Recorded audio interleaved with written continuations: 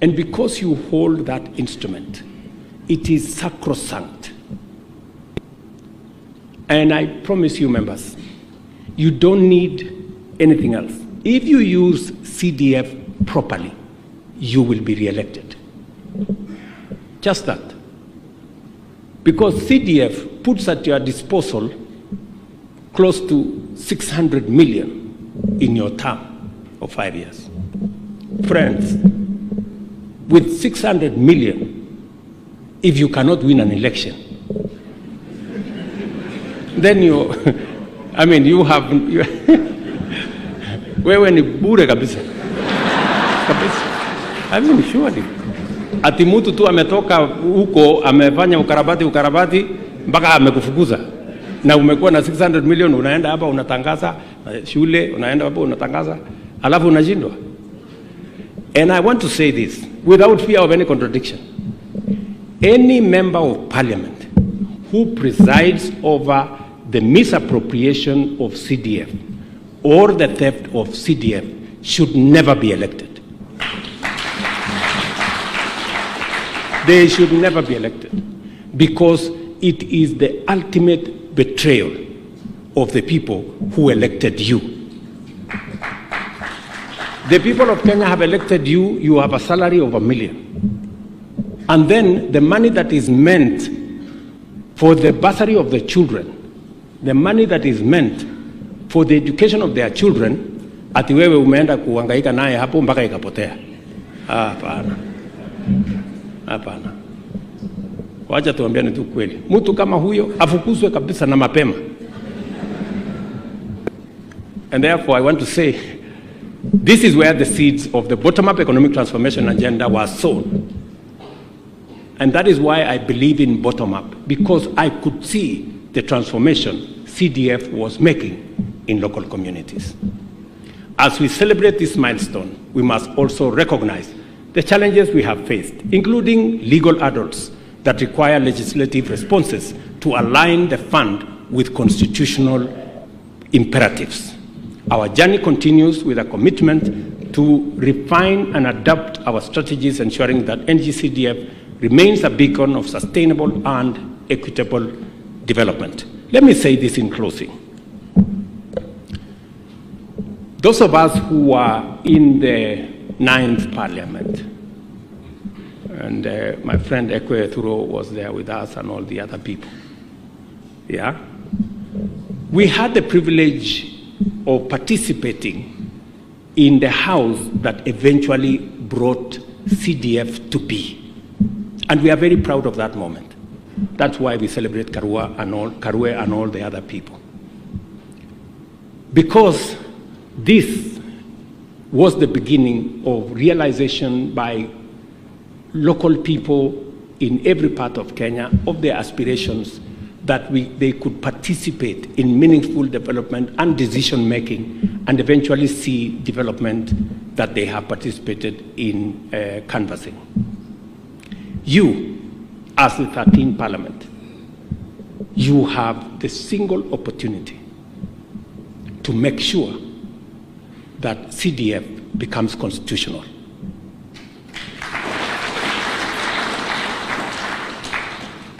And if there is one thing you must do for this fund, and I say so because you know how much we have been dodging, legal hurdles from all manner of people. And the cure, that's why when I came into office, I wrote to Parliament and I gave you 5 aspects that I think will assist us as a country to consolidate our democracy and our development paradigm. One of them is to make CDF a constitutional provision. That way, we will stop litigants from all manner of games. So those of us who had the privilege to bring this to be by joining Engineer Karue in the 9th Parliament, we want to see you as the 13th Parliament make your contribution also by making this CDF constitutional. The NARCO report is hanging somewhere in Parliament, and I don't know what it is doing. It was done, it was finished. Wewe leader of majority na leader of minority na hiyo watu wengine wote mwarakishe hiyo maneno, kwa sababu sasa mnasikia iko kesi, kuna hata kesi nyingine sijui itaamuliwa next week. Sasa tutakuwa tunahangaika na hii kesi, na tayari tumeshapitisha report. Sasa bunge, nyinyi mnasijui mnakunya tu chai hapo hapo kwa members launch, si muende mpitishe hii kitu ndio tuache kuhangaika na makesi, si ndio? That is one responsibility I want to charge you. Number two, I also want to ask Parliament to use the power of CDF to work with us on making sure that the funding model in the education sector is responsive to the vulnerable. As we reorient the funding model for our universities and TVETs, you too must work with us, because 15 billion every year is a lot of money. So please, let's work together so that no child in Kenya is left behind, merely because of the financial background of their parents or where they come from. Let me also urge you, as members of Parliament, the third thing I want to urge you is that there is one challenge we have as a country, and that challenge is millions of young people out of school, out of college, out of university, they don't have jobs. We have an opportunity to participate. I must thank you for working with me and working with this administration to make sure that we have deliberate, intentional programs like the housing program to create jobs. And I want to tell you, members, as I talk to you, we have 140,000 young people working in our housing program, people who are not working last year. I also want to urge you, the other program that is going to create job opportunities for young people in Kenya is the one I have told you about, the digital space, digital jobs, and ICT infrastructure is going to assist us in making sure that we democratize these opportunities to every ward in Kenya. We have changed the law, thanks to Parliament. Now you have the requisite latitude. And I have told the NGCDF board to prioritize the deployment of the resources that we are making available. And I have committed that every shilling that is due to CDF will be paid before we close the budget. Because I understand the necessity and the importance of prioritizing CDF, because it gives us value for our development. So members, please, let's work together. In fact, my estimation is that if we started now, we just need between 3 and 4 months, and all the ICT hubs will be ready in Kenya. Then the responsibility for me is to make sure that they are equipped with computers, we have deployed ICT internet infrastructure, and we have trainers for the young people in those areas. The other fourth thing I want to ask Parliament, because I rarely get an opportunity like this to talk to members of Parliament, is the challenge of climate change. Members, you know very well, we've just come out of a devastating drought, hardly a year and a half ago. We lost 2.5 million heads of livestock. We had serious challenges with our food security. But straight in, we've ended up in another crisis of floods, mudslides. So if anybody doubted the challenge of climate change, it is starkly with us. And that is the reason why I encourage Parliament to change the NGCDF Act so that we can have more resources to deal with matters environment.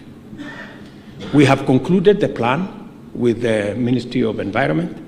The Cabinet has just went through it 2 days ago, and now we are ready with the plan. We expect every school that is under the patronage of members here to participate in this exercise, growing of seedlings, and we have a whole elaborate plan on how we are going to manage our environment. You know the danger where we are today. We have many citizens in precarious situations, in riparian reserves, in different parts. And I want to really appreciate the many Kenyans who have stepped forward, and they are working with us to move away so that they can be evacuated and for their own safety be able to be relocated to other areas. I want to urge Parliament to fully deploy its weight and the resources and the leadership of members of Parliament in matters environment.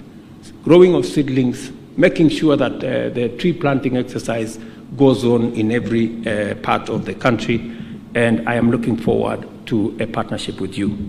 Specifically, for my friends in Nairobi, the members of Parliament in Nairobi. Nairobi is our capital city. Unfortunately, among the counties where there is a very big challenge of kids who are not in school, it is in Nairobi. Many kids in informal settlements are not in class. And that's the reason why I made a deliberate intention. And I said we are going to build an extra 3,500 classrooms in Nairobi County. We have allocated the first 1 billion shillings to do the first 1,000 classrooms. I have asked NGCDF to work with the Nairobi County members of Parliament, prepare the necessary proposals so that we can fund, and I want this to happen before the end of this budget. In the next 2 months, we must conclude it, so that we can get our children in Nairobi to go to school. Finally, let me thank, in closing, I extend my deepest appreciation to all who have contributed to the success of NGCDF, particularly the visionary leaders, dedicated committee members, and the resilient communities we serve. Let us continue to work together with unwavering commitment and unity to build a brighter future for all Kenyans. In the era of the Kenya National Vision 2030 and bottom-up economic transformation agenda, the NGCDF finds itself in its natural strategic habitat. As long as we stay the course and put in the work, and as long as we protect the funds entrusted to us with unwavering vigilance, the Kenya of our dream is within reach. Members, let me appreciate all of you, and I know those who have come from different constituencies of Kenya. Thank you very much. Constituency managers, members of boards, chairmen of different committees in different places. Congratulations for the great work you are doing. You are making all of us proud. Asanteni sana. God bless you.